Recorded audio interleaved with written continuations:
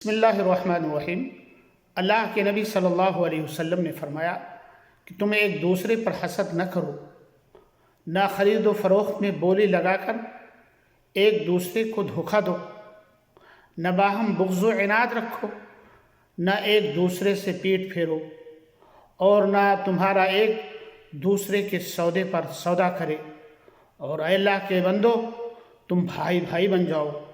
مسلمان کا بھائی ہے، نہ اس پر ظلم کرے، نہ اسے حقیر گردانے، اور نہ ہی اس کو بے یارو سہارا چھوڑے۔ تقوی یہاں ہے، اور آپ نے اپنے سینے کی طرف اشارہ کرتے ہوئے فرمایا 3 مرتبہ کہ ایک شخص کے لیے برا ہونے کے لیے یہی کافی ہے کہ وہ اپنے مسلمان بھائی کو حقیر تصور کرے۔ ہر مسلمان کا خون، اس کا مال اور اس کی عزت دوسرے مسلمان پر حرام ہے۔ یہ مسلم کی روایت ہے۔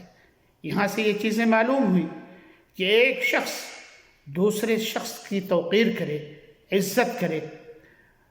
حسد ایک ایسی چیز ہوتی ہے جو انسان مستقل طور سے اسی میں الجھا ہوتا ہے اور اپنی نیکیوں کو برباد کر دیتا ہے۔ اسی طرح سے اللہ کے نبی صلی اللہ علیہ وسلم نے خرید و فروخت کے اصول بیان کیے۔ یہ نہیں کہ لوگوں کو دھوکہ دینے کے لیے بولی لگا کر کے تو باہر نکل گئے اور دوسرے کو بیوقوف بنا رہے ہو۔ اسی طرح سے اللہ کے نبی صلی اللہ علیہ وسلم نے ہمیں اور آپ کو اس چیز کا حکم دیا ہے کہ ہم ایک دوسرے سے بغض و عناد نہ رکھیں۔ یہ مسلمانوں کا شیوا نہیں ہے۔